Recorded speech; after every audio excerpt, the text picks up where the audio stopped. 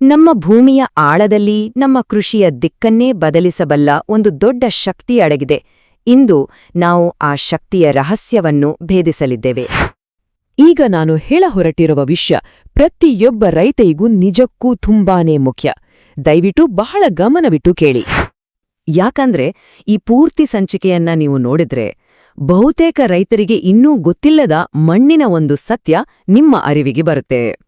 ನಮ್ಮ ಹೊಲದ ಕೆಳಗೆ ಒಂದು ಇಡೀ ಅದ್ಭುತ ಲೋಕವೇ ಇದೆ. ಆ ರಹಸ್ಯವನ್ನೇ ಇಂದು ನಿಮ್ಮ ಮುಂದೆ ತೆರೆದಿರ್ತಿದ್ದೇವೆ.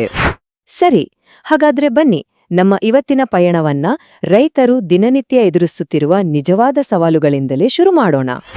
ನೋಡಿ, ವರ್ಷದಿಂದ ವರ್ಷಕ್ಕೆ ಮಣ್ಣಿನ ಸತ್ವ ಕಡಿಮೆ ಆಗ್ತಿದೆ. ರಾಸಾಯನಿಕ ಗೊಬ್ಬರಗಳ ಖರ್ಚು ಮಾತ್ರ ಏರ್ತಲೇ ಇದೆ ಅಲ್ವಾ? ಇನ್ನೊಂದು ಕಡೆ ನಮ್ಮ ಜಾನುವಾರುಗಳಿಗೆ ಸರಿಯಾದ ಮೇವೂ ಸಿಗ್ತಿಲ್ಲ. ಅದರಲ್ಲೂ ಮಳೆಯನ್ನೇ ನಂಬಿ ಕೃಷಿ ಮಾಡೋ ರೈತರ ಕಷ್ಟವನ್ನಂತೂ ಹೇಳೋದೇ ಬೇಡ. ಆದ್ರೆ ಒಂದು ಕ್ಷಣ ಹೀಗೆ ಯೋಚನೆ ಮಾಡಿ. ಹೊರಗಿನಿಂದ ₹1 ಖರ್ಚು ಮಾಡಿ ಗೊಬ್ಬರ ತರದೆ ನಿಮ್ಮ ಮಣ್ಣೆ ತನಗೆ ಬೇಕಾದ ಶಕ್ತಿಯನ್ನ ತಾನೇ ಉತ್ಪಾದನೆ ಮಾಡ್ಕೊಂಡ್ರೆ ಹೇಗಿರುತ್ತೆ? ಇದು ಕೇವಲ ಕನಸಲ್ಲ, ಇದು 100ಕ್ಕೆ 100 ಸಾಧ್ಯ. ನಮ್ಮ ಕಾಲ ಕೆಳಗಿರೋ ಮಣ್ಣು ಅಂದ್ರೆ ಕೇವಲ ಕಲ್ಲು ಮರಳಿನ ರಾಶಿಯಲ್ಲ, ಅದೊಂದು ಜೀವಂತ ಬುದ್ಧಿವಂತ ವ್ಯವಸ್ಥೆ. ಹೌದು, ಅದೊಂದು ಇಂಟೆಲಿಜೆಂಟ್ ಸಿಸ್ಟಮ್. ಅಂದ್ರೆ ನಮ್ಮ ಕಣ್ಣಿಗೆ ಕಾಣದ ಕೋಟ್ಯಾಂತರ ಸೂಕ್ಷ್ಮಜೀವಿಗಳು ನಮ್ಮ ಮಣ್ಣಿನಲ್ಲಿ ಸದಾ ಕೆಲಸ ಮಾಡ್ತಿರ್ತವೆ.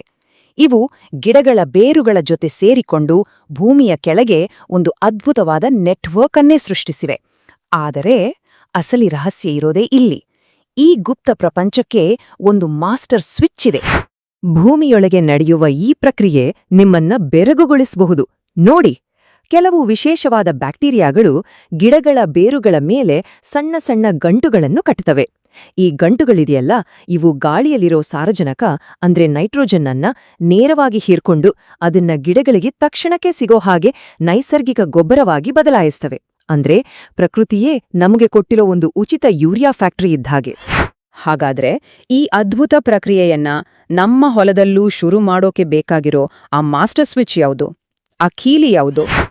ಆ ಕೀಲಿ ಬೇರೆ ಯಾವುದೂ ಅಲ್ಲ, ಅದೊಂದು ವಿಶೇಷವಾದ ಸಸ್ಯ. ಅದರ ಹೆಸರು ಸ್ಟೈಲೋಸ್ಯಾಂಥಸ್ ಹಮಾಟ. ಇದನ್ನ ಸಾಮಾನ್ಯವಾಗಿ ಸ್ಟೈಲೋ ಹಮಾಟ ಅಂತ ಕರೀತಾರೆ. ನೆನ್ಪಿಡಿ, ಇದು ಕೇವಲ ಒಂದು ಮೇವಿನ ಬೆಳೆಯಲ್ಲ, ಇದು ನಮ್ಮ ಮಣ್ಣಿಗೆ ಮರುಜೀವ ಕೊಡುವ ಒಂದು ಸಂಜೀವಿನಿ. ಇದರ ಮೂಲ ಮಧ್ಯ ಮತ್ತು ದಕ್ಷಿಣ ಅಮೆರಿಕ ದೇಶಗಳು. ಆದ್ರೆ ದಶಕಗಳ ಹಿಂದೆಯೇ, ಅಂದ್ರೆ 1950-60ರಲ್ಲೇ ಭಾರತದ ಕೃಷಿ ವಿಜ್ಞಾನಿಗಳು ಇದನ್ನ ನಮ್ಮ ಒಣಭೂಮಿ ಪ್ರದೇಶಗಳಿಗಾಗಿ ಇಲ್ಲಿಗೆ ತಂದ್ರು. ಅಂದಿನಿಂದ ಇವತ್ತಿನವರೆಗೂ ಇದು ಸಾವಿರಾರು ರೈತರಿಗೆ ಒಂದು ದೊಡ್ಡ ಆಸರೆಯಾಗಿದೆ. ಸರಿ, ಈ ಸಸ್ಯದಿಂದ ನಮ್ಮ ರೈತರಿಗೆ ಸಿಗೋ ನಿಜವಾದ ಅಳೆಯಬಹುದಾದ ಲಾಭಗಳೇನು ಅಂತ ಒಂದೊಂದಾಗಿ ನೋಡೋಣ ಬನ್ನಿ. ಮೊದಲನೆಯದಾಗಿ ಈ ಸಸ್ಯದಲ್ಲಿರೋ ಪ್ರೋಟೀನ್ ಅಂಶ. ಇದು ನಿಜಕ್ಕೂ ಆಶ್ಚರ್ಯಕರ. ಸ್ಟೈಲೋಹಮಾಟ ಮೇವಿನಿನಲ್ಲಿ ಸುಮಾರು 18% ಪ್ರೋಟೀನ್ ಇರುತ್ತೆ. ಇದು ನಮ್ಮ ಜಾನುವಾರುಗಳ ಆರೋಗ್ಯಕ್ಕೆ ಮತ್ತು ಹಾಲಿನ ಉತ್ಪಾದನೆಗೆ ತುಂಬಾನೇ ಒಳ್ಳೆಯದು.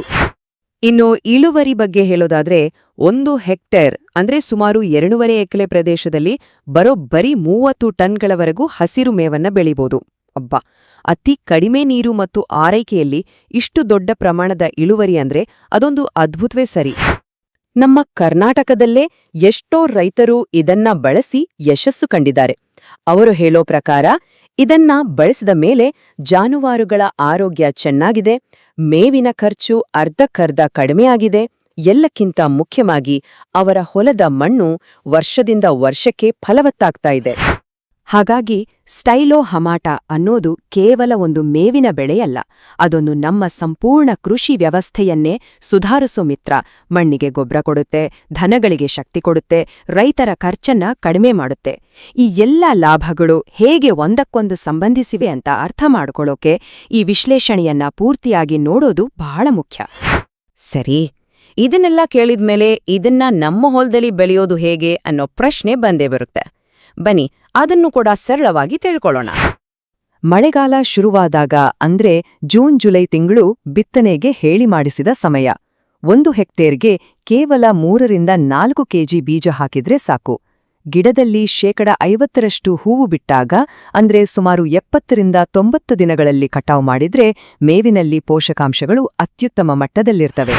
ಇದನ್ನ ನಾವು 3 ರೀತಿಯಲ್ಲಿ ಬೆಳೆಸಬಹುದು.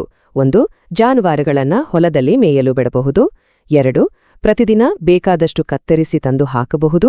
3ನೇದಾಗಿ ಹೆಚ್ಚುವರಿ ಬೆಳೆಯನ್ನ ಒಣಗಿಸಿ ಒಣಮೇವಾಗಿ ಸಂಗ್ರಹಿಸಿಟ್ಕೊಂಡ್ರೆ ಬೇಸಿಗೆಯಲ್ಲೂ ಮೇವಿನ ಕೊರತೆ ಅನ್ನೋದೇ ಇರೋದಿಲ್ಲ. ನೋಡಿ, ನಾವಿಲ್ಲಿ ಮಾತಾಡ್ತಿರೋದು ಕೇವಲ ಒಂದು ಸಸ್ಯದ ಬಗ್ಗೆ ಅಲ್ಲ. ನಾವು ನಮ್ಮ ಕೃಷಿಯ ಭವಿಷ್ಯದ ಬಗ್ಗೆ ಮಾತಾಡ್ತಿದ್ದೀವಿ, ನಮ್ಮ ಮುಂದಿನ ಪೀಳಿಗೆಯ ಬಗ್ಗೆ ಮಾತಾಡ್ತಿದ್ದೀವಿ. ನಮ್ಮ ಮಣ್ಣಿನ ಆರೋಗ್ಯವನ್ನು ವಾಪಸ್ ತರೋದು ಅಂದ್ರೆ ನಮ್ಮ ಮಕ್ಕಳಿಗೆ ಒಂದು ಸಮೃದ್ಧವಾದ ಫಲವತ್ತಾದ ಭೂಮಿಯನ್ನು ಬಳುವಳಿಯಾಗಿ ಕೊಡೋದು. ಇದು ನಮ್ಮೆಲ್ಲರ ಜವಾಬ್ದಾರಿ. ಹೌದು, ನಾವು ನಮ್ಮ ಮಕ್ಕಳಿಗೆ ಬಿಟ್ಟು ಹೋಗಬೇಕಾದ ನಿಜವಾದ ಆಸ್ತಿಯೆಂದ್ರೆ ಈ ಜೀವಂತ ಆರೋಗ್ಯವಂತ ಮಣ್ಣು. ಸ್ಟೈಲೋ ಹಮಾಟಾದಂತಹ ಸಸ್ಯಗಳು ಆ ಪರಂಪರೆಯನ್ನು ಕಟ್ಟಲು ನಮ್ಗೆ ಸಹಾಯ ಮಾಡುತ್ತವೆ. ಈ ಮಾಹಿತಿ ನಿಜಕ್ಕೂ ಉಪಯುಕ್ತ ಅಂತ ಅನ್ಸಿದ್ರೆ ದಯವಿಟ್ಟು ಇದನ್ನು ನಿಮ್ಮ ರೈತ ಸ್ನೇಹಿತರೊಂದಿಗೆ ಹಂಚಿಕೊಳ್ಳಿ. ನಮ್ಮ ಚಾನೆಲ್ಗೆ ಸಬ್ಸ್ಕ್ರೈಬ್ ಮಾಡಿ, ಒಂದು ಲೈಕ್ ಕೊಡಿ ಮತ್ತು ಕಾಮೆಂಟ್ ಮಾಡಿ. ನಿಮ್ಮ ಪ್ರೋತ್ಸಾಹವೇ ನಮ್ಗೆ ಮತ್ತಷ್ಟು ಒಳ್ಳೆ ಮಾಹಿತಿ ತರಲು ಸ್ಫೂರ್ತಿ. ವೀಕ್ಷಿಸಿದ್ದಕ್ಕಾಗಿ ಧನ್ಯವಾದಗಳು.